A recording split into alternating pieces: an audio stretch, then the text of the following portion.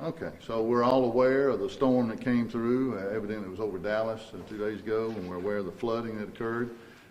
This morning started about 10 o'clock and went through about 2 o'clock when it began to let up. We had at least 11 roads and streets closed inside the city of Brandon. I'll allow Sheriff Bailey to talk about the county in just a minute, and he only needs to be here just a minute because he's got other issues to get to. As at this point in time, we have one street remaining closed. The big thing that hit us all, and we really appreciate Rankin County following in and helping us with that, was the evacuation of Peachtree Village. There were 31 residents that were removed from that. Some of those are at the safe room, some of those are at a second facility, Brandon Court, and very thankful that their emergency action plan kicked in and we were able to take care of those folks. We had 55 reports of water coming into residents, and we know of at least 14 homes and 4 businesses. We need to take just a moment in time to say we're in a county and in a city of service to one another, and we sincerely appreciate our police officers, firefighters, Rankin SO for falling in and helping in every regard they could. Mississippi Highway Patrol, Rankin County School District provided buses for us to transport people. We appreciate the Rankin County supervisors, constables, Mississippi Department of Health, and our public works guys. All of those in tandem were working to eliminate and avoid the big headaches going on here now. Now I've got a secondary thing and there is a press release here that will be given to you. I'm not going to stand here and read this. You're all adults. There is a secondary issue that this storm caused. There is a derailment on the east side of Brandon. It is 2 carbon dioxide cars that rolled off the track. Evidently the storm drain underwashed the bed of the train. The train stopped.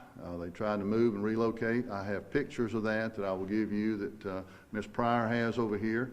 I tried to get someone from KCS here, so I'm kind of speaking ad lib, but they are both pressurized cars full of carbon dioxide. I want to be very clear. This area is in the middle of a number of neighborhoods like Cornerstone, Spears Crossing, North Lake, Center Point, Victoria Place, and East Haven.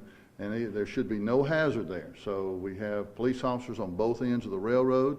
This is between Highway 471 and North Street in Brandon. They have emergency response people that are responding over here from Meridian now to straighten out that track and get it back in service. And we'll work with them in any regard.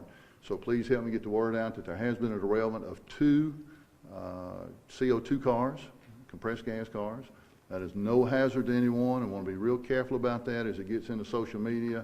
We don't need people taking unnecessary actions and thinking they're in harm's way when they are not. Sheriff, you want to say a word or two? Just that we, again, saw what happened in Dallas. We got prepared here. We all have 4 high water rescue vehicles, 4 or 5 boats, airboat. We had everything ready to go. When the first street started flooding, we started staging things, different pieces of equipment throughout the county. And luckily, we had a very quick response time on anybody that called in for help.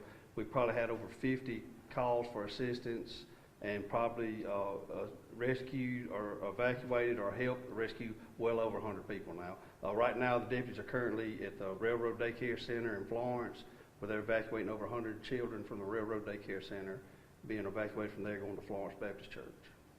Okay, thanks, Sheriff. Chief, you got anything you want to add?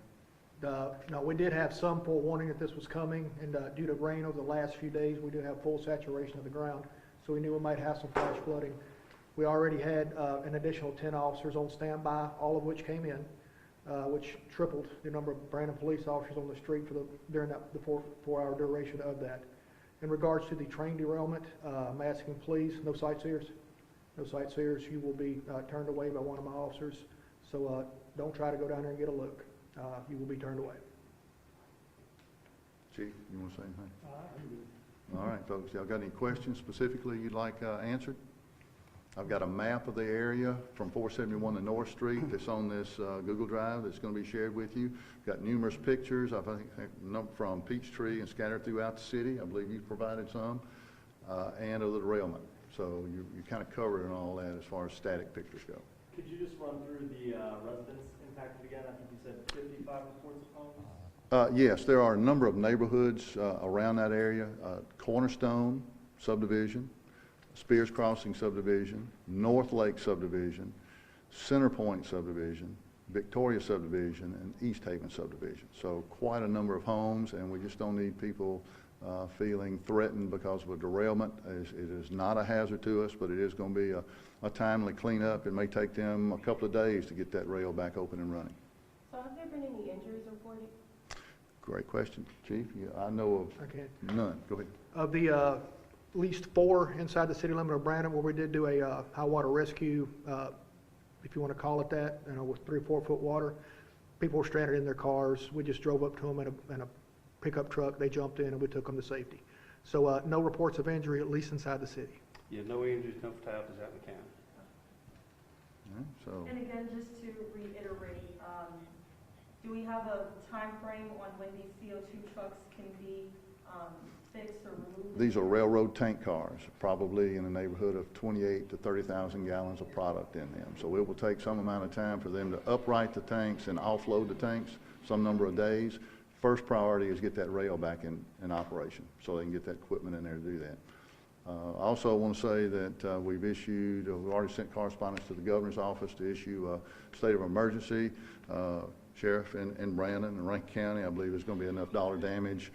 My humble opinion, I don't know that Peachtree Village could be salvaged. We don't know that yet, but a structure like that has had 3 or 4 feet of water in it, and it's going to be very hard to bring it back to some normalcy of what would be used today.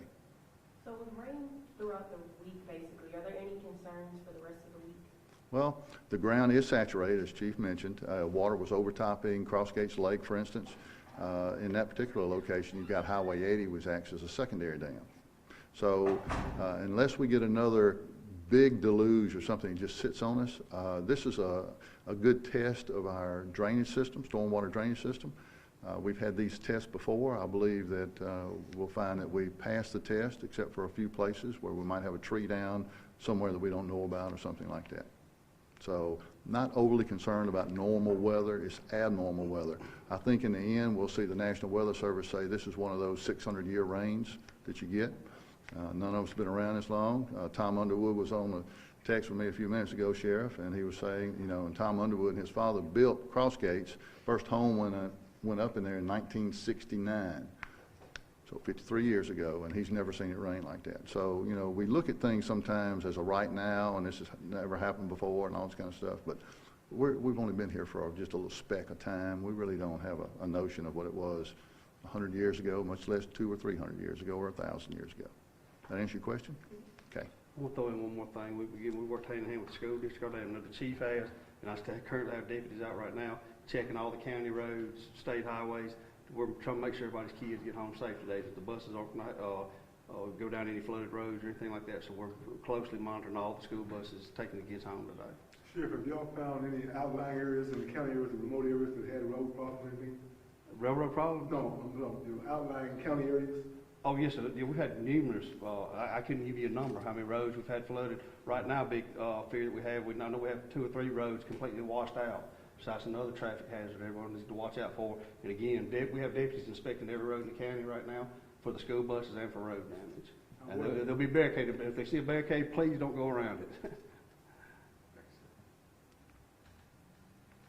Thank you very much. Please help get the word out. And Angela's got a director. She's going to give you that information. Should tell the story for you very quickly.